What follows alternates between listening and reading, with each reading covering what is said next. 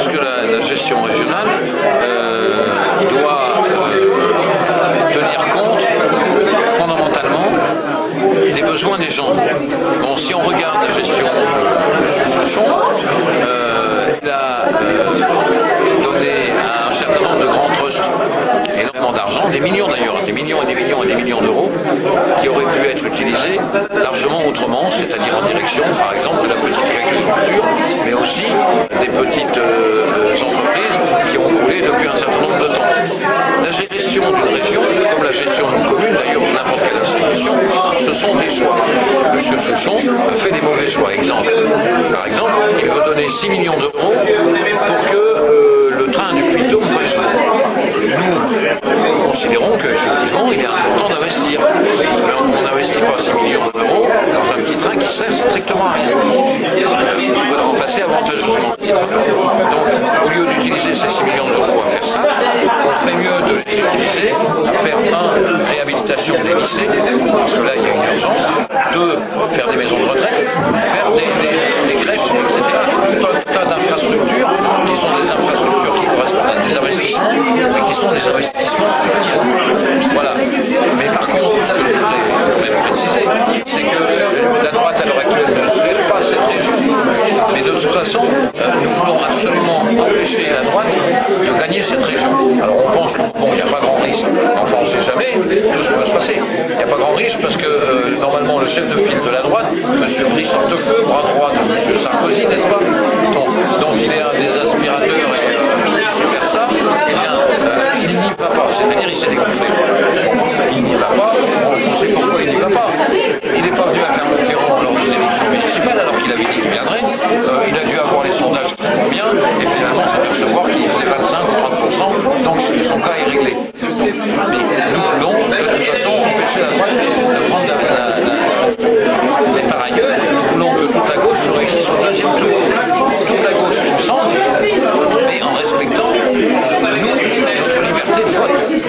Nous ne nous lierons jamais les mains, mais par contre, si toute la gauche est ensemble contre toute la droite, on va les écraser, et comme ça on sera tranquille pendant 4 ans, puisque malheureusement cette institution va disparaître. Donc je voudrais revenir à la première mesure, parce que la gestion et les budgets, ce sont les diamants de la politique. Parce que c'est la politique concrète. On peut expliquer tout ce qu'on veut, c'est le budget qui compte. Parce que c'est là qu'on met la matière concrète, c'est-à-dire l'argent. La première mesure que nous prendrions, nous, parce que nous sommes une liste unitaire, la seule liste unitaire réellement, nous sommes une liste rouge et verte, c'est-à-dire sociale et écologique. Et nous allions effectivement le social et l'écologique, parce que les deux sont absolument inséparables.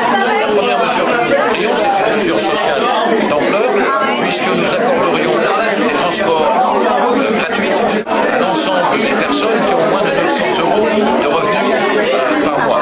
C'est-à-dire ces milliers de petits retraités, ces milliers aussi de jeunes dans besoin, étudiants, mais aussi tous ces gens qui sont au chômage aujourd'hui et dont les chiffres ont enflé encore pendant toute une période. La première mesure que nous leur donnerions, c'est ça, la gratuité totale des transports en commun. La deuxième mesure que nous prendrions, c'est effectivement d'abandonner ce projet fou de 6 millions d'euros donné au Conseil général pour qu'il fasse monter le petit train en haut du Puy-de-Dôme. Et nous utilisons l'argent de façon extrêmement différente. Il y a une troisième mesure par ailleurs, une troisième mesure qui s'impose au moins dans notre région d'élevage, puisque nous sommes une grande région d'élevage, et d'élevage de qualité, d'élevage de montagne. Nous proposons la construction d'un abattoir avec le label montagne pour permettre aux paysans, aux éleveurs de notre région qui font du bétail de qualité d'avoir une filière au lieu d'aller abattre à Grenoble, je sais pas où, d'avoir une filière qui soit sur place pour faire des circuits courts et que cette viande n'aille pas à Grenoble pour être abattue et revenir à Clermont-Ferrand pour être vendue. Voilà. Ça nous paraît des mesures d'urgence. Après, nous avons tout un tas de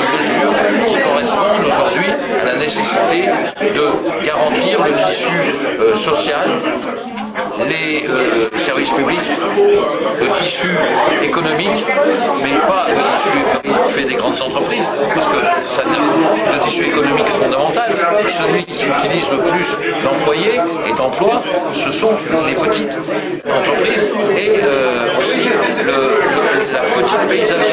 Donc nous aiderons de façon extrêmement sérieuse à faire ça, et d'autre part, il nous faut aussi, par ailleurs, des plans pour l'énergie propre dans les appartements, pour favoriser l'isolement de ces appartements, pour que tout le monde puisse profiter, disons, des impôts pour faire des choses qui leur rapporteront d'une part et qui défendront la nature d'autre part. Voilà.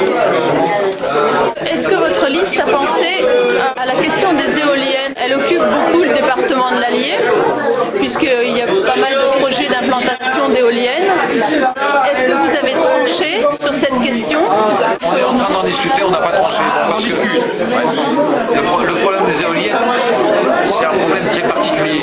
Parce que l'énergie alternative, nous on pense que le solaire c'est beaucoup mieux, bon, de ce point de vue-là.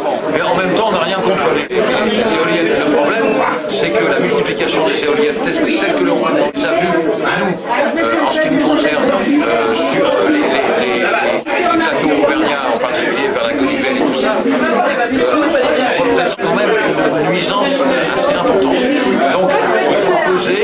De toute façon, comme dit l'autre, moins il en faut trop.